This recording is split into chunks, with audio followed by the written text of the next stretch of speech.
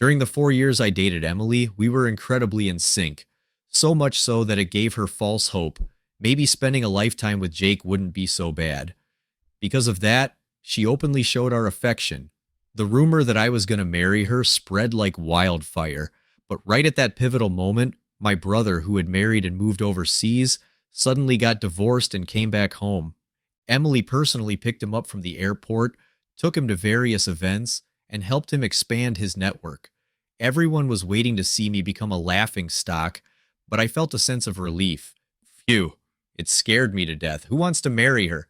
The day Louise Ford returned home, Emily was in my bed. I grabbed her waist and pressed her hands, pinning her down. Her face was flushed, clearly aroused, but when that special ringtone went off, she snapped out of it like a fish out of water and slipped away. I caught her hand. "Where are you going?" I asked.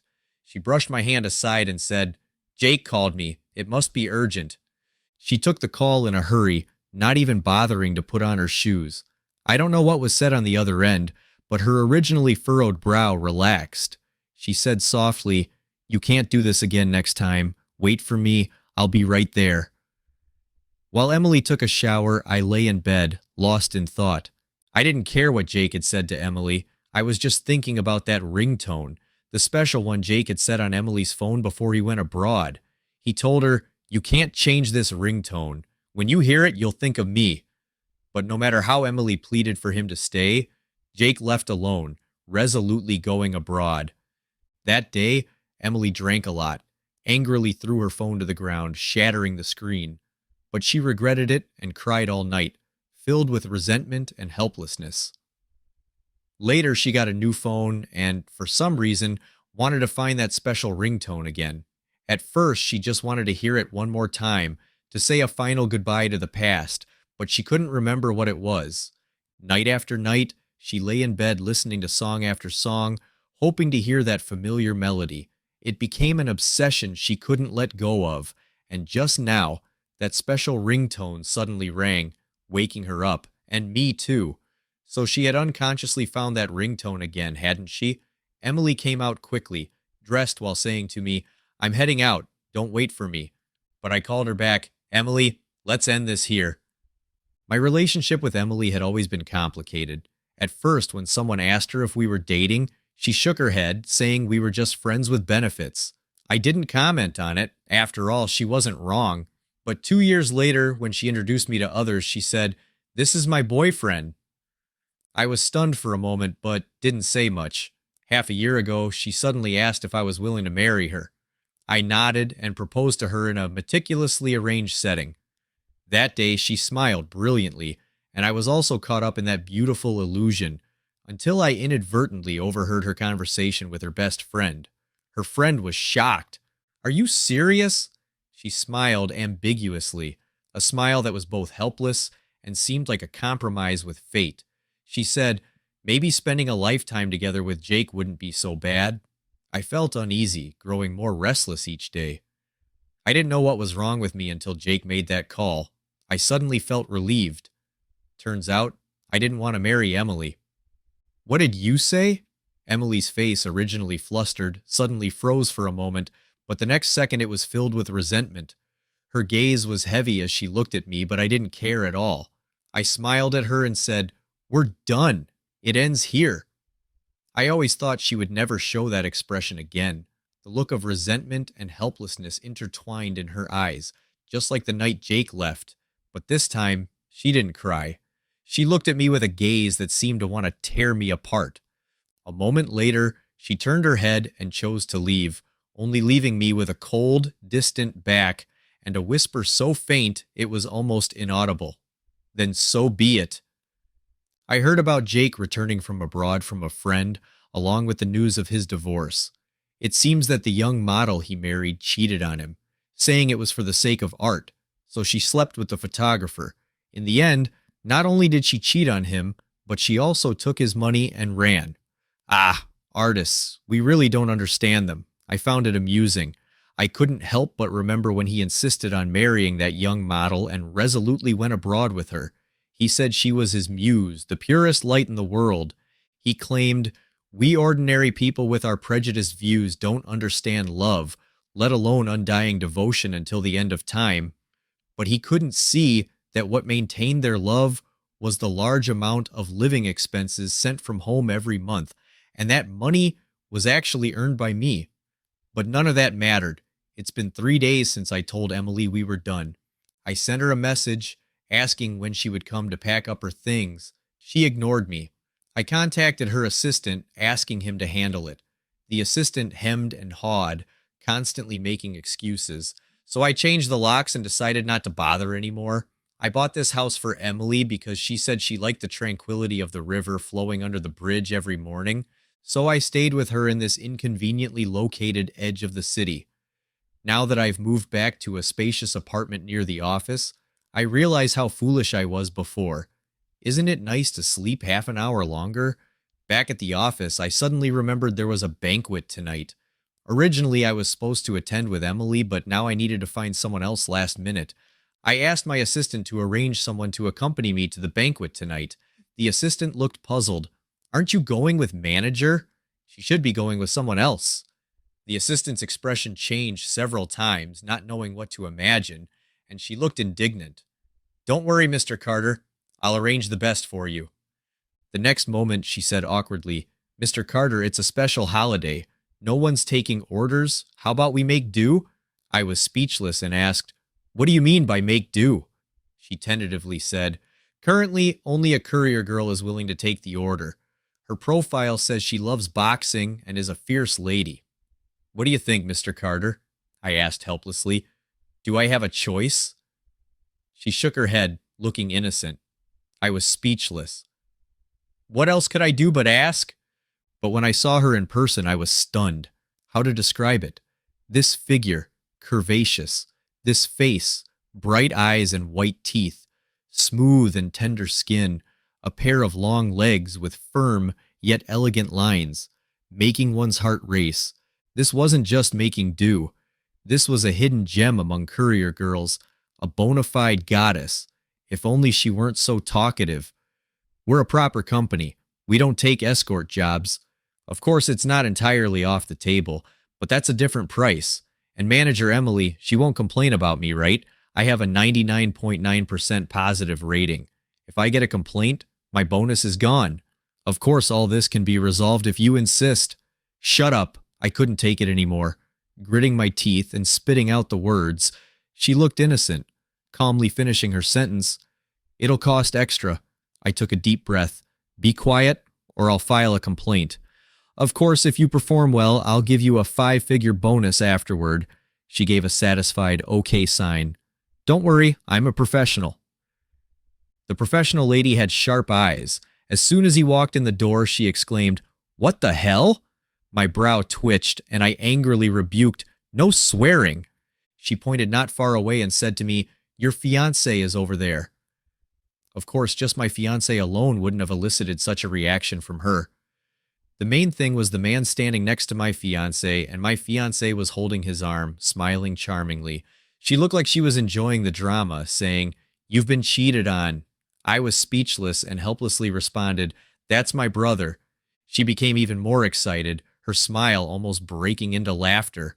Wow, double kill. I wasn't sure if it was because of the professional lady Leona's playful banter, or if I was just calm, watching Emily and Jake. I didn't feel much, of course. I didn't plan to go up and greet them, but Jake came over on his own. Brother, long time no see. I've been back for days, and I finally get to see you. Why haven't you been answering my calls? Unbelievable. His tone was so passive-aggressive, clearly implying that I was not on good terms with him and wasn't a loving brother. He continued, Mom and Dad miss you too. When are you coming home for dinner? They'd be so happy. Amazing. He was implying that I wasn't on good terms with my parents either and never visited, making me look like an unfilial son. Seeing me remain silent, he added, I even brought you a gift. Please don't be mad at your brother anymore. Damn. This bastard hasn't changed at all, indirectly calling me petty and narrow-minded. Ever since we were kids, this bastard was like this. When he made a mistake, he would tell everyone it was his fault, and somehow everyone ended up thinking it was my fault.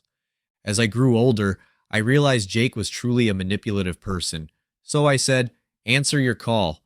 When did you call me, brother? Your memory must be failing. Could it be you don't remember your brother's number, but remember your ex-sister-in-law's number?" I bit out the word sister-in-law through gritted teeth, making me feel nauseated. The surrounding people started to notice the situation, whispering among themselves. At this moment, Leona began to speak, furiously adding fuel to the fire. "Mad at you. What did you do to wrong Joey? Don't be ambiguous. Tell us what happened. Also, what do you mean you brought a gift? So don't be mad at you. Are you apologizing or being passive aggressive? If you're being passive aggressive, let's lay everything out and see whose fault it really is. If you're apologizing, just say sorry honestly. Then Joey can consider whether to forgive you. After all, if you've committed heinous crimes, we might have to resort to drastic measures and uphold justice." Leona's words came out so quickly that Jake couldn't get a word in until Emily coldly asked, "Who are you?" Her sharp gaze swept over Leona and me, finally landing on Leona's hand holding my arm.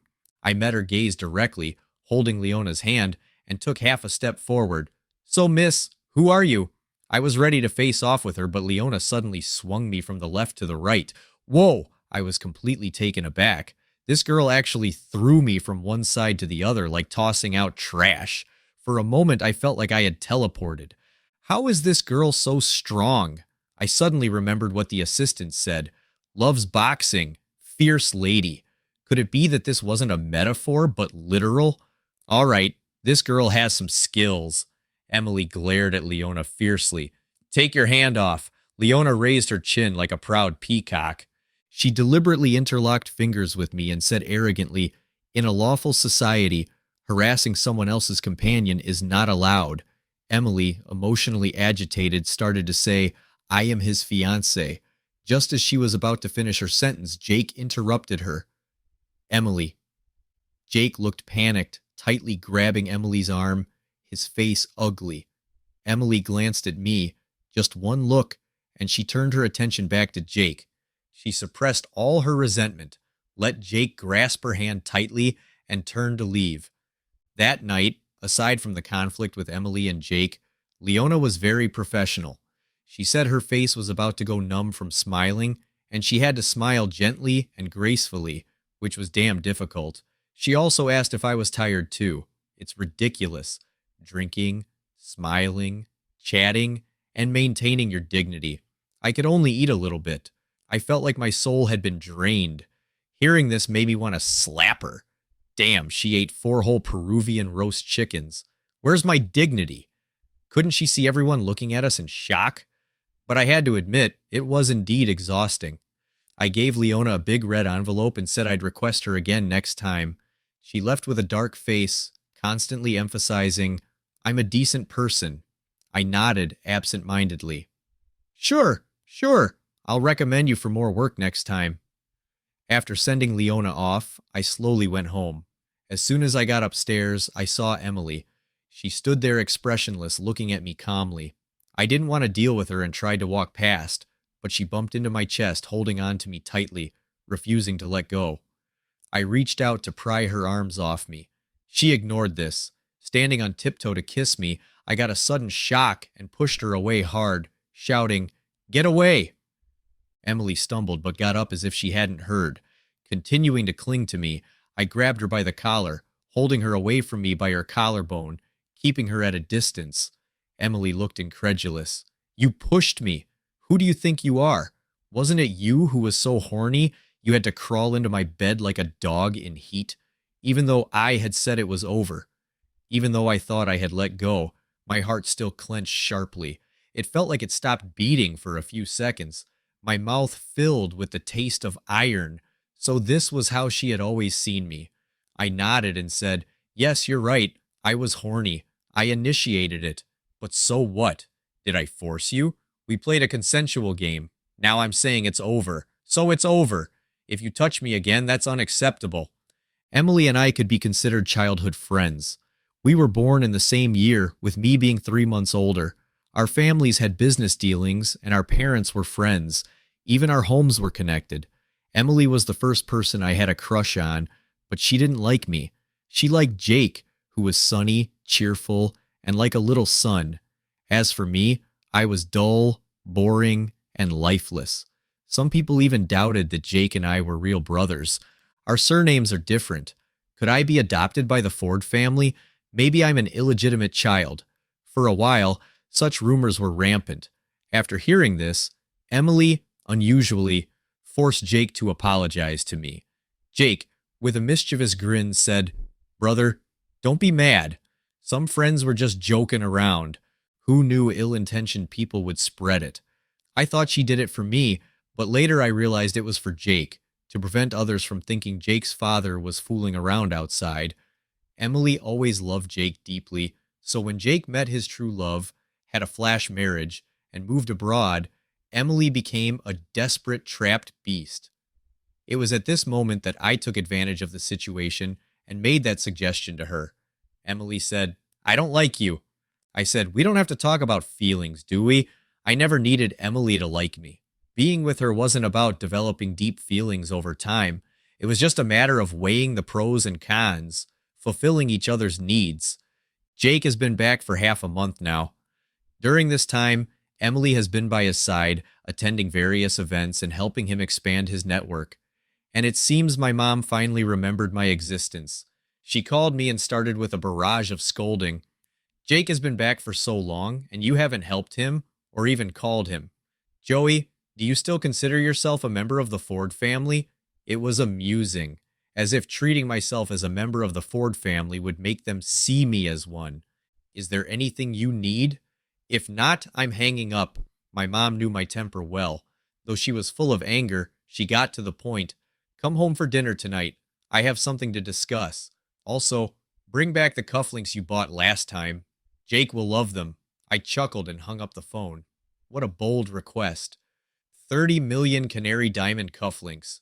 Who wouldn't like them? Ordinarily, I shouldn't attend such a trap-filled dinner, but I knew that if I didn't go tonight, my mom would make a scene at my office tomorrow. Just like when Jake rebelliously wanted to marry that young model, my mom stormed into the office and slapped me, demanding why I didn't manage Jake properly and let him meet such a person. But I returned the slap to Jake's face and sternly asked, "When did you start associating with such disreputable people?" When I got home, they had already started dinner, a harmonious family of three with Emily also present. Seeing me, she paused, staring at me for a moment, then looked away expressionlessly. Jake was the first to get up, pulling me to the table. "Brother, don't be mad at mom and dad. You know, I have low blood sugar. When you didn't come back, they were worried I'd get hungry, so they didn't wait for you." My mom looked stern. "Don't mind him if he can't be on time. Whose fault is that?" I smiled and said, "Then should I leave?" My mom glared at me, gritting her teeth. "Come with me." I lazily followed her into the kitchen and asked, "What's the matter?" She hesitated for a moment and then spoke. "Jake is going to get engaged to Emily." I was stunned and didn't say anything. The next second, she couldn't wait to continue. "Emily has always liked Jake. It was you who shamelessly fought with Jake for her. Now that Jake is back, shouldn't you return Emily to him? Besides, Emily doesn't even like you. Let it go and don't tell Jake about the mess between you and Emily." Not only others, but I myself had often doubted whether I was their biological child, so when I was a kid, I took their hair and did a paternity test with my own. The result disappointed me. Oh well, what a pity. My distraction made her unhappy. She questioned me. "Did you hear what I said?" I opened my mouth about to speak. When Jake opened the kitchen door, he looked curious. "Mom, what are you secretly telling brother? Don't hide it from me. I want to know too." My mom's expression changed dramatically, becoming gentle. She smiled softly. "Your brother said he brought you a gift." Saying this, she pushed me. Jake looked expectantly at me. "Brother, really? Gift?" I smirked. "Do you dare to take a gift from your brother?" Jake's face stiffened, remembering unpleasant past events.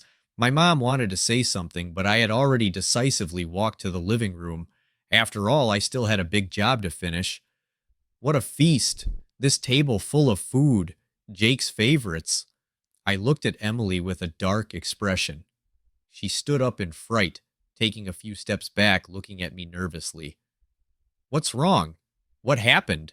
I glanced at her and smiled. I'm fine, really fine. I grabbed the edge of the table and lifted it a bit. It was heavy. No wonder. It was a marble table. But since I came to this trap-filled dinner, I was prepared. So I made a call. Leona, bring the hammer up here. Less than 10 seconds after hanging up, Leona burst in. She asked, "What do you want to do?" I tilted my chin up. "Hand it to me, Joey." "Don't you dare!" I wasn't sure whose voices they were. Probably Emily and my mom. I couldn't tell clearly. Just as I was about to swing the hammer, my dad and Jake grabbed my hand tightly.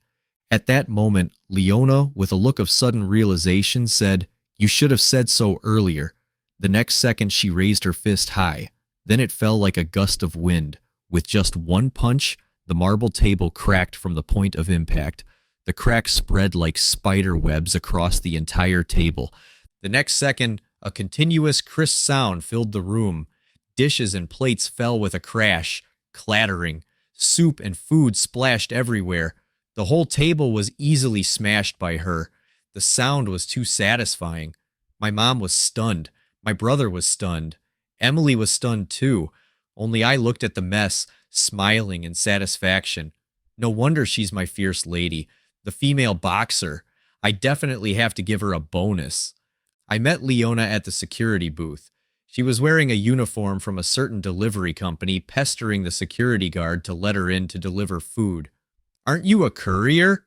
She chuckled. Same thing. Same thing. Short on money." "Yep." So I let her in to deliver food. Originally, I intended to fulfill our previous verbal agreement, giving her a job as my secretary and this time having her wait in the car holding the hammer. But I didn't expect her to have such skills. My mom tried to rush over and hit me, but Leona blocked her. "Auntie, do you want to try my slap?" My mom covered her face, retreating 2 or 3 steps. "Joey, are you crazy?" Jake supported my mom, angrily scolding. "Brother, apologize to mom right now." I looked away and said to Leona, "Let's go." With Leona by my side, no one dared to step forward, but as we were about to leave the front yard, Emily caught up. Her gaze pierced through Leona, staring at me. "Joey, who is she?" I pulled Leona closer and said to her, "What do you think?" Her face turned ugly. I turned to leave. She spoke again. "Jake said he wants to be with me." I paused. "Oh, congratulations. You got what you wanted. Is there nothing else you want to say?" I looked at her.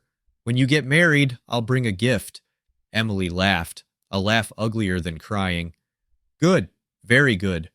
Watching Emily's departing figure, Leona rubbed her palm and said, "Why do I feel like she's such a pretentious coquette?" I was silent for a while, then asked nervously, "How are you so strong?" She clenched her fist and twirled it next to her flushed cheek. If I hadn't just seen her smash the table with one punch, I would have thought she was being cute. With a proud face, she said, "Don't underestimate women. I've been at Mount Aim, and I've dabbled in Muay Thai, Judo, and Taekwondo."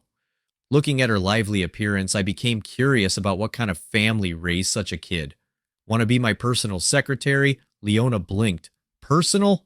How personal? Is it the proper kind of secretary?" I was speechless. She shrank her neck. Well, well, how much is the salary? How much do you want?" Leona held up a hand. I asked, 50,000.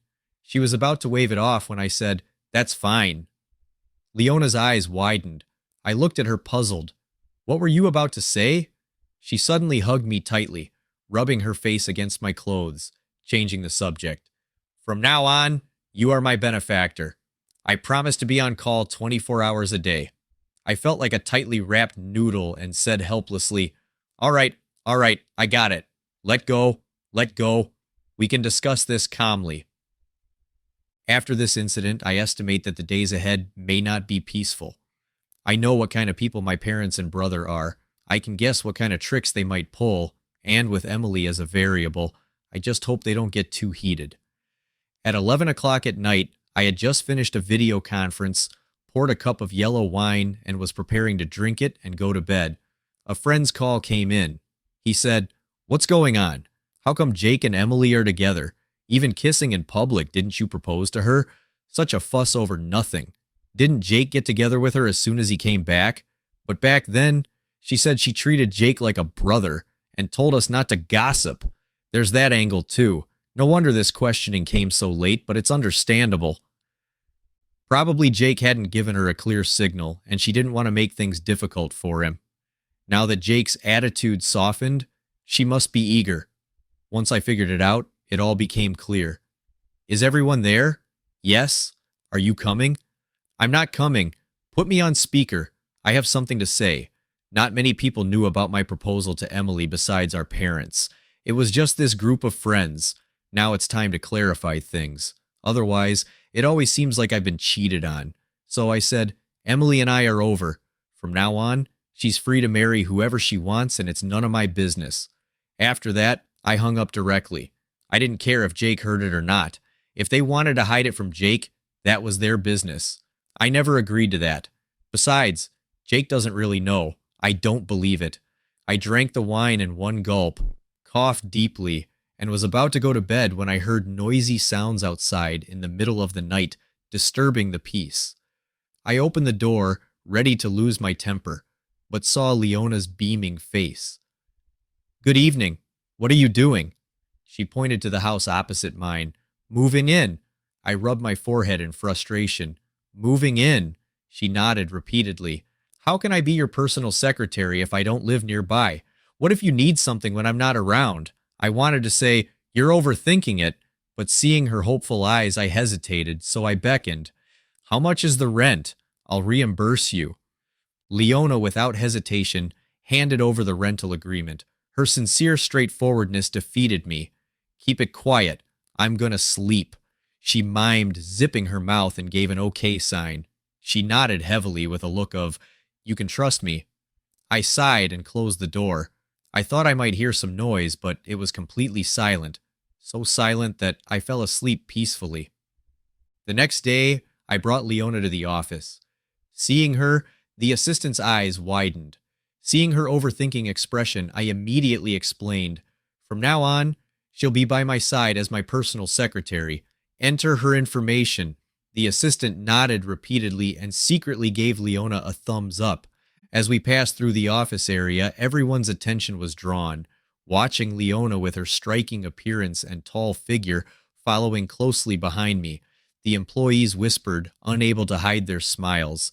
I didn't need to hear what they were saying to know what they were thinking, and Leona, looking carefree, was laughing loudly behind me. I asked, what are you laughing at? She said, everyone's laughing. Wouldn't it be odd if I didn't laugh? I was speechless. Are you really this naive, putting all your points into strength? But soon, everyone saw that my secretary was definitely not the type they imagined. During the morning meeting, my mom brought Jake, trying to barge in, but Leona blocked them. Seeing Leona, they obediently followed her to my office, allowing me to finish the meeting uninterrupted. When I returned to the office, my mom was hysterical. What are you trying to do? Do you want to drive Jake and me to our deaths?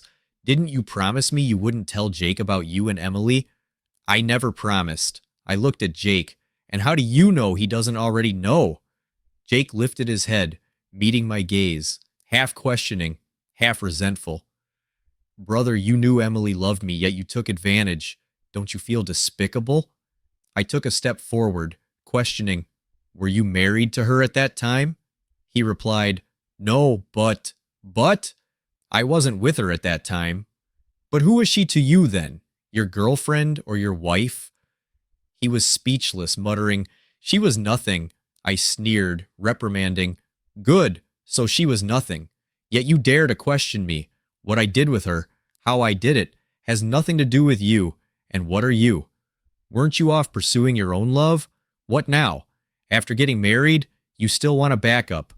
Someone like you, blind and indulgent, dare to act deeply affectionate and question me.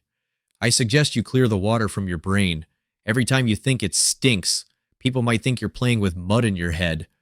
Luis's face turned red, his body trembling, finally speaking after a long while. It's your fault. Emily said you forced her. She said that. Jake lifted his chin. Yes. I laughed and said, good, let her sue. Call the police.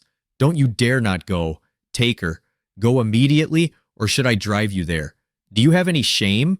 My mom shouted, raising her hand to hit me, but I grabbed her wrist, immobilizing her. Jake angrily shouted, "You dare hit Mom? You're truly a bastard with no parents."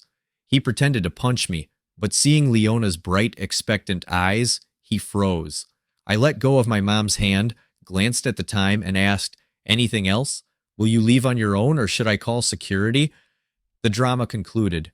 I thought today would be peaceful for a while, but the assistant hurried in. "Manager rejected the cooperation plan submitted a week ago." I asked in a deep voice, "Reason?" The assistant shook his head. "No reason." I said, "Submit it again." It was rejected again. Clearly, Emily did it on purpose. I called her, "What do you want?" She said softly, "If you want to talk, come yourself." Leona drove me to Emily's company. She slipped a panic button into my pocket. For the first time, she looked serious and said, "Press here and wait 10 seconds. 10 seconds, can you fly? Anyway, it's not like I'm going into a lion's den. I believe that no matter the business dispute, there are always boundaries." In her office, Emily spoke slowly.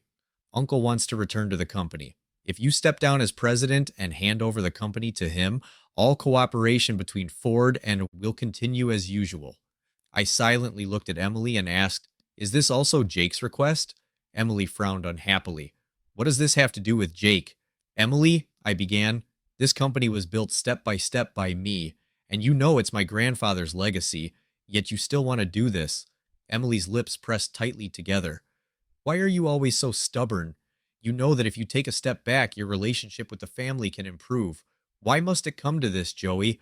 I'm doing this for your own good, I promise. If you give up the company, I'll mediate and have Uncle and Aunt forgive you. You don't have to do this. Once we get married, you'll—" I could barely hear what Emily was saying. Just the word forgive left me stunned. "Wait, what? Forgive me? Why do they need to forgive me? Do they have the right to forgive me? Emily, do you hear yourself? Some things I don't like to think about, but that doesn't mean I've forgotten them." "My name is Joey. I took my grandfather's surname. Grandfather married into the Ford family. He and my grandmother were deeply in love, diligently managing the Ford Corporation, not caring what their son's surname was, but my grandmother felt guilty. After my mother gave birth to me, she suggested that I take my grandfather's surname. My parents didn't hesitate to agree. They left me with my grandparents and went abroad. Grandmother regretted it. She thought it was her idea that blocked my relationship with my parents. But it wasn't. My parents didn't love me. They didn't even want to have me. They were traveling the world when I was conceived. They planned to have an abortion, but it was too late and would harm my mother's health. Repeated morning sickness wore her down to skin and bones. The late-stage stretch marks nearly drove her to collapse. She had a difficult labor, transitioning from natural to cesarean, suffering twice in one birth. She said I was here to collect a debt. I can't love him. Seeing him annoys me, and I can't help it. When I was 3, they finished their travels and returned home. Grandmother encouraged me to get close to her, but she pushed me away. "Don't touch my dress. Why are you so dirty? You're so disobedient. What kind of teaching did my in-laws give you? You look like an ungrateful wolf. Impossible to raise well. Better to have another one." And so, Jake was born with their full expectations. He was their precious one. So much so that I wasn't allowed near him. If I did, I would get slapped. "What are you holding? Who let you up here? Were you going to poke Jake's eyes? Why are you so malicious?" I wasn't. I just wanted to touch his face. But facing my hysterical mother, I was too scared to even defend myself. Father forced me to apologize to my mother and brother. It was my grandparents who protected me. Grandmother shook with anger. "Impossible. I raised this child. I know his nature." Father tried to smooth things over. "So what if it wasn't his fault? That's his mother. What's wrong with apologizing? You've spoiled him too much." "How is he spoiled? In what way is he spoiled? I raised him well." "Why do you talk like he's bad?" Father wanted to say more, but grandfather stepped in. "Joey did nothing wrong and will apologize to no one. If you keep this up, you can leave this house with your kids." Grandmother told me, "It's okay. Even if my parents didn't love me, she and grandfather always would." Grandfather told me, "To truly let go, you must first hold on. If you don't hold on, how can you let go? Don't fear the pain. Quick and sharp pain is easier than slow, grinding pain. I once was cherished, but after grandmother passed away, they tricked me into going abroad. They confined grandfather, forcing him to change his will. I am your biological son. I'm not dead yet. Why leave the company to Joey? You're so biased. Even if it goes to Joey, shouldn't Jake get a share too? In that darkest moment, I cried out to heaven and earth with no response. I struggled and pleaded, just to return to grandfather's side one day. On that drizzly day, rainwater soaked my shoes and dripped on me from the eaves. I was cold, wet, and starving. My head pounded and I felt dizzy, thinking I might not survive. But then I saw Emily, rain misting her eyelashes, forming sparkling drops. Her gaze was clear, with an indescribable sorrow. She slowly approached, holding a small purple umbrella over my head. At that moment, the sound of the rain seemed distant, leaving only the two of us in the world. I came to find you, Joey. It was Emily who found me and brought me back. She took me to grandfather's sickbed. Grandfather held my hand and asked, "Do you want the company?" I said, "Grandfather, you will be fine. You will get better." He patted my head and continued, "Whether you want it or not, I can only give it to you. Joey, this company is your grandmother and my life's work. Will you guard it for us?" After grandmother passed, grandfather didn't last long. 2 funerals nearly killed me, but they still wouldn't let me go. My mother forced me to sign a share transfer contract, threatening to send me to a mental hospital for electroshock therapy if I refused. I resisted, so they tortured me, locking me in the basement, giving me 1 meal and 1 glass of water every 3 days again. It was Emily who secretly brought me food through the basement window every few days when my parents tried to have me committed, claiming I was mentally ill. She begged her parents to help me. During that time, she stayed with me. She repeatedly told me, "You're not sick? Don't let others think you are." This same Emily is now saying they need to forgive me. At this moment, I smiled at her, feeling a rush of exhilaration. I felt as if the skies had cleared and my mind had never been this clear. Emily stared blankly and asked, "What's wrong with you?" She suddenly grabbed my hand and said, "I didn't mean that. I just think, after all, you are family and you—" I didn't want to hear her speak. I didn't want to hear anything she had to say. "Get out? You want me to leave?" "Yes, get out." I pried her fingers off me. Emily's face turned cold, and with a command, the security guards outside rushed in to hold me down. That was Emily's order. At that moment, I realized they had no boundaries. I fought back, left and right, those past traumas, the drugs injected into my body, the countless electroshocks, the locked iron doors, the restraints binding my hands and feet, all surged into my mind. I grabbed a medium-sized potted plant by the coffee table, swung it in a wide arc, creating a safe distance. I then stepped onto the sofa, crossing over. I intended to rush past the desk and take Emily as a hostage, but she moved to the other end. Just then, they closed in again, forcing me onto the table. I swung back at the ones trying to climb up, hitting one who, in pain, retreated. Taking advantage, I flipped over to the other side, pressing myself tightly against the wall to avoid being surrounded. For a moment, I had a chance to catch my breath. I kept swinging the potted plant to fend off anyone approaching. With my left hand, I reached into my pocket to find the panic button. Emily shouted, "There's only one of him and 7 or 8 of you, and you can't hold him down. Do you want to be fired?" They swarmed me, tearing away the plant, and pushed me against the wall. I finally found and pressed the panic button buried deep in my pocket. 10, 9, 8, 7.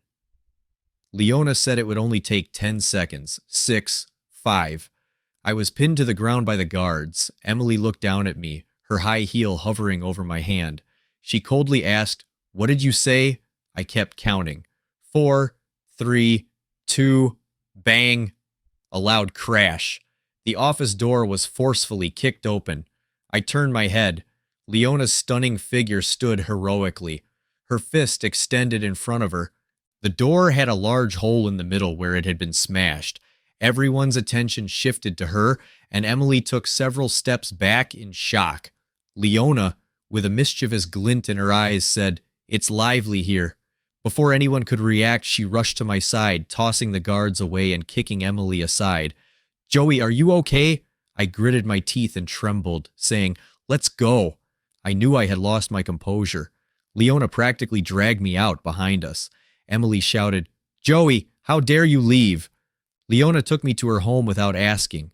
It was simply decorated, with no ornaments, giving it a stark, lifeless feel. Leona walked around a few times before finally bringing out a can of beer. She scratched her head awkwardly and said, I wanted to find you something else, but this is all I have. Maybe you should go back. Before she could finish, I took the beer from her hand. This will do. I didn't want to go home, even though my home was right across the street. At this moment, I didn't want to be alone. Leona, usually so talkative, was uncharacteristically silent. She sat with me, drinking can after can of beer until I was slightly tipsy. I started to speak.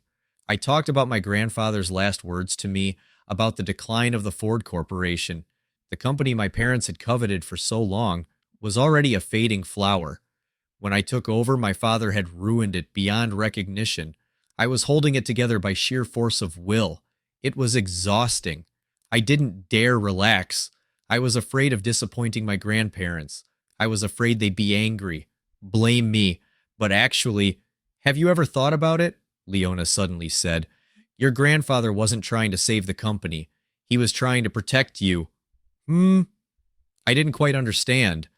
Leona said, you had just started college, and your parents were awful to you. Without that company as a shield, how would you have grown up? Would you have been bullied? Would they have hurt you? It's true that with the crown comes the burden, but because of the crown, people didn't dare mess with you. Your grandfather probably didn't care about the company. He just wanted to make sure you grew up safely. I was stunned. The image of my grandfather, distressed and reluctant on his deathbed, came to mind. It was as if he was saying to me, Joey, Grandpa can't protect you anymore. What will you do? My voice trembled. I murmured, no one's ever told me that. I'd never thought of it that way. Everyone saw me as a beneficiary, and I saw myself as carrying a heavy burden. That feeling of being physically and mentally exhausted had always pressed down on me, not letting me breathe. But now, someone told me they were still protecting me, even though they were gone. They were still protecting me in their own way. I sat quietly on the living room carpet all night. Leona didn't comfort me or offer advice. She just sat across from me, never leaving, until the sky began to lighten. I asked her softly, how did you get there in 10 seconds? She said, I was following you the whole time. I told you I'm a personal secretary. How could I let you go up there alone? Emily kept her word. She began to attack the Ford Corporation's business on all fronts, not caring if it meant harming herself in the process. The board of directors kept pressuring me repeatedly. My parents, on the other hand, suddenly went quiet. They were waiting to reap the benefits. Jake came to see me, pretending to be kind. Brother, don't blame Emily. She's doing it for me. Father is old, and our parents have been suppressed for too long. I just want them to have a secure old age. I was too busy at the time. I didn't even want to give him a glance. I just told Leona, throw him out. Jake stormed off in a huff. Joey, one day you'll beg me. Beg him? Is that possible? In my busy schedule, I took a moment to think about it. Probably not. Emily gradually undermined my authority. I didn't resist. Everyone thought I was a goner, unable to bounce back, but they didn't know I had been busy making money. All the deals Emily blocked were snatched up by a company called Domeboy Investment. The reason I hadn't left yet was to wait for those key staff members who had resigned and wanted to leave with me. I sighed and told Leona, I really envy those rich second-generation heirs who just need to live off their family wealth. As a third-generation heir, I feel so helpless. Leona's face was odd. Why? I pouted. Haven't you heard? Wealth doesn't last 3 generations. What are you going to do? I shrugged. Since I can't live off the family wealth, I'll have to become a lonely and cold tycoon myself. Leona rolled her eyes. Poor you. I suddenly stepped forward. She shrank back. What are you doing? I pulled her collar aside and saw the dark red hickey. I couldn't help but ask, how many days has it been? Why hasn't it faded? Leona turned green. She slapped my hand away, looking fierce. Do you have any shame? Broad daylight, what are you trying to do? I said innocently, I'm just concerned about you. What else could I do? Leona's earlobes turned crimson. Don't pretend to be kind. How am I pretending? If you were really kind, why didn't you stop when I said no? I stammered, isn't it true that when a girl says no, she means yes? Leona glared. My no means no. Got it. I'll be careful next time. Getting into bed with Leona seemed natural. After she fed me for a week straight, one night she cooked a big meal. We drank, she kissed me, and I held her. The day I was removed from my position was bright and sunny. My father was full of joy, waiting for me to step down. President Carter, please. I nodded and stood up, calling out. Those who had been waiting to leave stood up and followed me. The scene was grand and impressive. This was the moment I had been waiting for. I had to admit, it felt great. My father's face changed. What? What's going on? The obsequious manager stepped forward. They're useless anyway. I approve their resignations. My father looked at me suspiciously. I grinned at him and said, You've just cut your own artery. They wouldn't realize it immediately, but the fall of the building was only a matter of time. The day I left the company, Emily was waiting for me downstairs. She said, Come with me. I'll help you start over. I looked at her in confusion. Why do you think I would go with you? Emily frowned. Don't be like this, even though you have nothing now. Before she could finish, Leona appeared. She leaned on me, pressing her face against my chest, glaring at Emily. I told you, in a law-abiding society, don't mess with my men. After her fierce words, she pouted, looking aggrieved. You said you'd take responsibility for me. That look made me seem like a heartless man.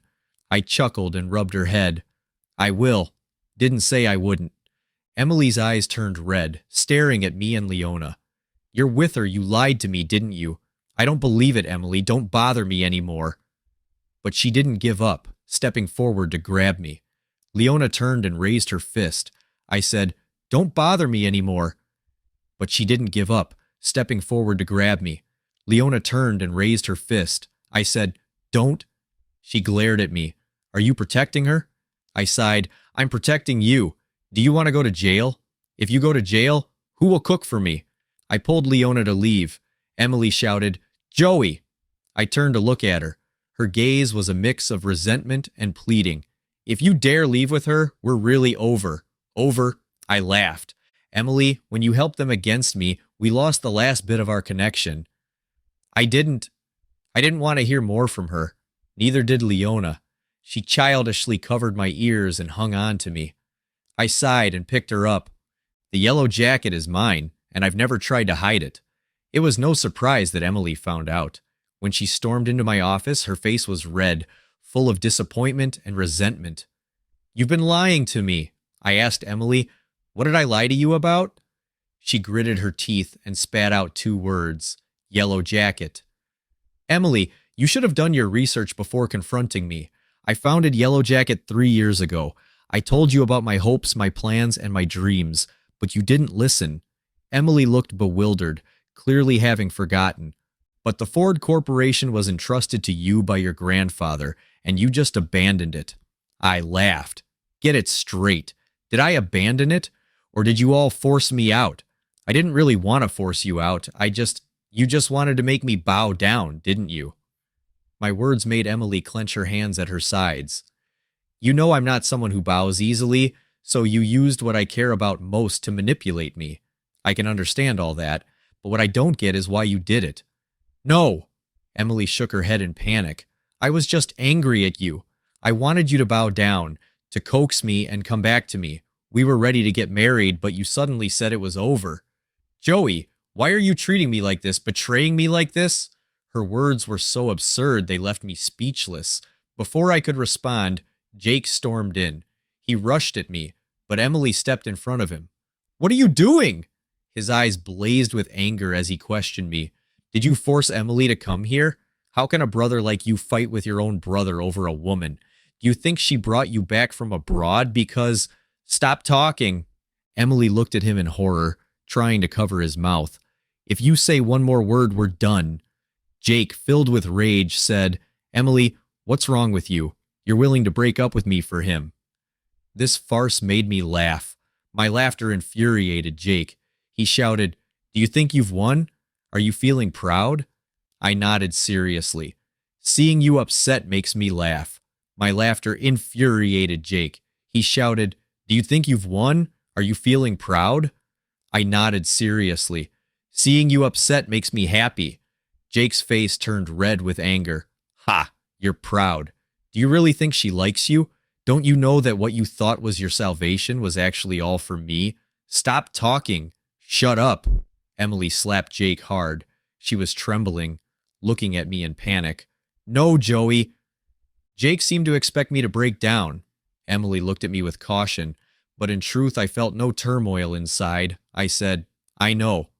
Someone had asked Emily why she brought me back from abroad and why she protected me. Did she fall for Joey? She said, No. How could I care about his life or death if he just died like that? It would lead to an investigation involving Jake's parents, causing a lot of trouble for Jake. I had recorded those words and kept them on my phone, listening to them over and over. Now I played it for Emily. Her face turned white as a sheet. Why? If you knew, why did you stay with me? I leaned back in my chair, thinking about how to phrase it. Maybe I was too young then. Losing two close family members and being betrayed by the rest, I felt like I couldn't go on. But to live, I needed something to hold on to. No matter why you were good to me, you were still good to me. So I fell for you. But Emily, loving you is a doomed, losing deal. What should I do about it? My grandfather always told me to pick things up and put them down. What does that mean? It means you have to pick them up before you can put them down. So I thought, how can I let you go? The first step is to have you. Emily took 2 uncontrolled steps back. Are you telling me that every day we were together, it was all just to leave me? I looked at her silently. She shook her head. I don't believe it. You love me. You do love me. Love you. My foot. The office door banged open. Leona's bag flew in ahead of her, hitting Emily. Emily groaned, taking 2 steps back. I quickly moved forward, catching Leona as she leapt into my arms. She was shouting, her arms flailing. I've been out for 3 hours and you come to mess things up. So annoying. Emily clutched her aching stomach, her face growing paler. You're getting back at me, aren't you? You're not really together. You're just getting back at me, aren't you? Fine, I lose. Joey, I give up. Just come back. I'll agree to anything. You really asking for it? Leona raged, struggling like a wild boar. I turned back in irritation amid the chaos. You're overthinking it. No revenge. I just don't like you anymore. I didn't see Emily's reaction, but Leona laughed. Don't like her anymore. Did you hear that? He's mine. Her tone was as triumphant as could be. Emily was eventually escorted out by security, along with the terrified, slumped Jake. None of that was my concern. My main task was to calm someone down. She was about to explode. Leona crossed her arms, pacing back and forth in anger. How did she get up here? Is the downstairs security system just for show? And those security guards, are they useless? No way. You need to fire them all and replace them. I refused to believe she couldn't be stopped. Her pacing made my eyes hurt. Can you sit down for a moment? She glared at me. I'm annoyed. I sighed. Let me hold you for a bit. I'm tired. She paused. After a second of hesitation, she obediently walked over to me. I wrapped my arms around her waist, pulling her into my lap. Finally, some peace. I asked her, Where did you go? She said, I had some business back at the company. Leona held multiple roles. Besides being my personal secretary, she also had a position at a design studio. I found out later that this seemingly tough delivery girl had studied design. On a whim, I asked, Do you want me to invest in you and set up a studio for you? Actually, I need to tell you something. Hearing the reluctance in her voice, I looked up suspiciously. What is it? Did you cheat on me? Impossible. She almost looked up suspiciously. What is it? She picked up the finance magazine on my desk and pointed to an interview on the cover. You know this person, right? Yeah, he's my dad, and that design studio, it's mine. I'm the rich second generation heir.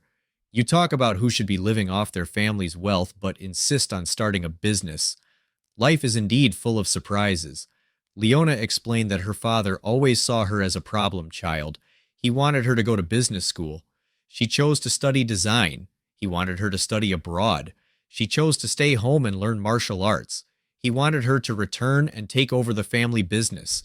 She chose to start her own company. I'm not trying to defy my dad. I have my own ideas. I was practically born in Rome, and for me, studying or starting a business is just training. But for many others, it's a matter of survival. I had a classmate who was excellent and had great ambitions. After graduation, she got married and had kids. When I saw her again, she was working as a cashier at a convenience store. Those hands could draw the most beautiful clothes, but now they're doing repetitive, meaningless work. I've met too many girls like that. Because of their gender, their age, or past choices, they don't get opportunities. I just want to give them another chance. I looked at her silently. Then why did you work as a delivery girl? Leona's mouth turned downwards. I ran out of money. I couldn't pay salaries. So you took on side jobs to support your company? Yes, I sighed. Looking at the helpless kitten before me, I patted her head. How is your company doing now?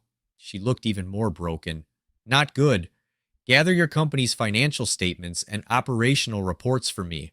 What are you going to do? I'll evaluate them. If it's worth investing in, I'll invest in it under the name of Yellow Jacket. And if it's not worth it, then I'll invest in it under my name. Leona hugged me tightly. What if it fails? I kissed her.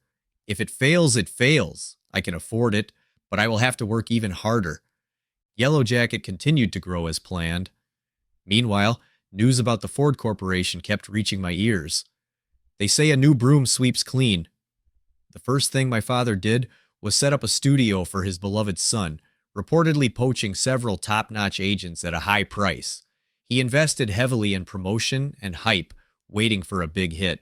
He also used his connections to land a major government project. Just as he was enjoying his success, my mother hosted an extravagant banquet as if to show off their newfound status. Of course, I wasn't invited. Emily wasn't present either. I heard she and Jake had fallen out after the incident. One day she called me drunk, Leona, tapping on her phone. Can I block her? I thought, you're already doing it and still asking me. But I nodded, yes. Emily must have tried to find me. I heard rumors, but I never saw her. I have to admit, when it comes to tight security, Leona is a pro. For her good performance, she asked for a reward. She wanted me to meet her parents. I was quite nervous, but her mother was kind. Her father, however, seemed hesitant. We exchanged contact information. On the way back, her father messaged me, "Are you interested in joining my company?" Leona was exasperated. He's given up on me and wants to poach you to manage the company? Leona mused aloud in the car. He keeps pushing me to take over the family business. When will it end? I thought for a moment and said, how about we have a child and transfer this huge responsibility to him? Wouldn't that solve the problem once and for all? Leona froze for a couple of seconds and then slammed on the brakes. She looked at me, blushing furiously. What did you say? I said, once and for all. I took out the ring I had prepared, opened it in front of her, and oddly enough, I felt a bit nervous. This isn't the right place or time, but the atmosphere was already set. I don't want to miss this moment. So, Miss Leona, will you marry Mr. Joey? Leona's eyes filled with tears. She threw herself into my arms, nodding repeatedly. Yes, I will. The Ford family fell apart. Their carefully constructed illusion shattered in an instant, though my father lacked business acumen. He wasn't stupid. I never imagined he would resort to bribery. It was obvious someone wanted to take advantage of him before everything fell apart. A simple trap, and he walked right into it. 20 million. Enough to keep him in prison for a long time. My mother found me, demanding that I pay to get him out. I looked at her, amused. He broke the law. How do you expect me to get him out? She scoffed. Isn't it just about money? You don't want to spend a penny to help your father. Your grandfather made you promise to look after us. I nodded. Grandpa did make me promise, but he said to make sure you don't starve. That's it? Besides, I advise you not to make any rash moves in such a sensitive time. But she wasn't one to listen. 3 days after I spoke to her, she was taken to the police station, charged with causing a disturbance and trespassing. It was obvious she had tried to bribe someone, and they called the police. The police contacted me to bail her out. Was it because the other party didn't want to cause a scene? No, the official didn't want the trouble, but my mother still thought she was right. I was so angry I laughed. Go ahead, do what you want, then you can all be together inside. She fell silent, grabbing my sleeve. You won't just abandon your father, will you? I pushed her hand away. I can't help him. What about the company? It was left to you by your grandfather. You'll take care of it, right? I looked at her suspiciously. What did you do? She avoided my gaze. I didn't do anything. I just heard the project was very profitable. They said it was a sure thing. It's our family's company. It won't be a problem if you just put the money back in. I stepped back, looking at her coldly. That's your problem, not mine. But it was your grandfather's company. It's yours now, I told her. You have another son. She fell silent at that. I went to Jake out of spite. I didn't expect to give her a new idea. That night, Emily called me again with a different number. I was about to hang up and block her when she spoke urgently. Jake came to me. My hesitation seemed to give her hope. She spoke quickly. They came to me, asking for money to pay off the debt. I refused. Joey. I turned him down. I didn't help him. After a long silence, I spoke. You should have helped him. If you did, I would at least think you sincerely loved someone. But now, you love no one. I love you, Joey. I love you. I really do. Come back, please. I was wrong. I'll never talk to him again. Never see him again. Just come back. Okay, Emily, I'm here. Don't contact me again. Joe, don't call me that. It's disgusting. Joe was the name my grandparents gave me, meaning broad-minded, able to carve out a place even in a harsh world. Grandpa said, that's how our family should be. The name represented the expectations of those who loved me. So I only wanted to be called that by those I loved and who loved me, like Leona. Can I call you that? Leona asked shyly, holding onto my back. I moved heavily, almost breaking her, and asked, do you love me? She shuddered, whispering, I love you, Joe. I love you. Epilogue. Leona and Joey got married in the second year of their relationship. A lot happened that year. For example, his father was sentenced to prison, the Ford Corporation went bankrupt, his mother was in a car accident. Jake pushed her. After Emily left the country, heartbroken, Jake finally realized she would never be with him again. He got scared. He wanted to escape. He planned to sell all his assets and flee the country. But his mother disagreed. She still hoped to be a wealthy socialite. She thought as long as they could fill the company's financial hole, it would still make money. But she didn't know the company's capital chain had long been broken, and the money she embezzled couldn't fix it. So, the loving mother and son argued over money. Jake pushed his mother. No one knew if it was intentional. Anyway, his mother was hit by a car. The car fled the scene. Jake ran, missing the best time for treatment. His mother was paralyzed. Joey secretly sent her to a nursing home. As for Jake, he was caught at the airport. Joey and Leona personally led the team. Jake screamed, "What do you want?" Joey smiled wickedly. "Nothing. Just taking you to a place with food, drink, and a place to stay." Jake was terrified. "You want me to go to jail?" I didn't mean to push her. Leona shook her head in disapproval. "Jail? How could we? That would be too much for the young master of the Ford family. After all, they had arranged a better place for him, right next to his mother. From then on, he could talk to his paralyzed mother, chat, and keep her company. Why not? Of course, Jake didn't give in easily, so Joey told him, "If you dare to leave the nursing home, I'll send your location to your ex-wife. I heard she's been looking for you." You choose, your ex-wife or your mother. Jake was scared to death. His ex-wife was a lunatic, always with a knife, either cutting herself or others. If she found him, he would be tortured because it was actually him who had cheated during their marriage. So he had no choice but to comply. Jake thought, anyway, his mother was taken care of. He wouldn't have to do anything. No big deal. But soon Jake found out he was wrong. That woman had gone mad. She was also mentally ill. She constantly tried to hit Jake, saying he caused her paralysis, but he wasn't the one who hit her with a car. Why blame him? She also said, if I hadn't given birth to you, it would have been better. If only Joey were my only son. Jake laughed. Do you think Joey would acknowledge you?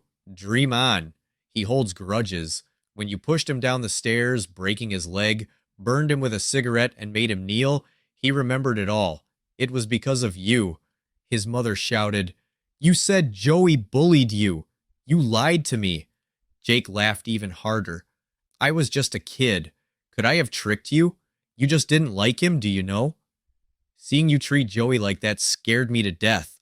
I thought, if you didn't like me anymore, would you treat me the same way?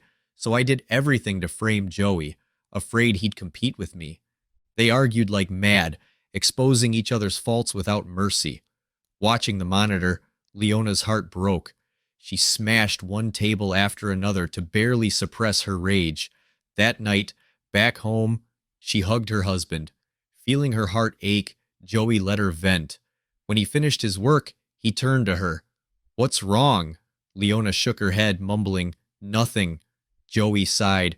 If it hurts to listen, don't. Why put yourself through it? Leona stiffened. You knew. Joey chuckled, pinching her nose.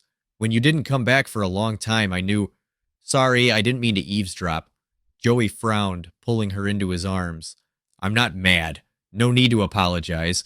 I can guess what they said. I just don't want you to be upset. Leona was indeed upset. Very upset. If I had met you sooner, it would have been better. Joey's heart softened. It's not too late. Whenever you show up, it's never too late. Leona hugged him tightly. Don't be sad. Joey couldn't help but laugh. Actually, it's okay. The harm she caused me was just a few instances. When I was younger and still craved parental love, I would approach them. After getting hurt a few times and letting go, I avoided them. And I had my grandparents who avenged me. I always felt I wasn't particularly unlucky. Though my parents didn't love me, I had my grandparents. Now I had Leona. I had suffered and endured, but I had also been loved, and I was still loved now. What more could I want? Life is never perfect, but having a part of it is enough.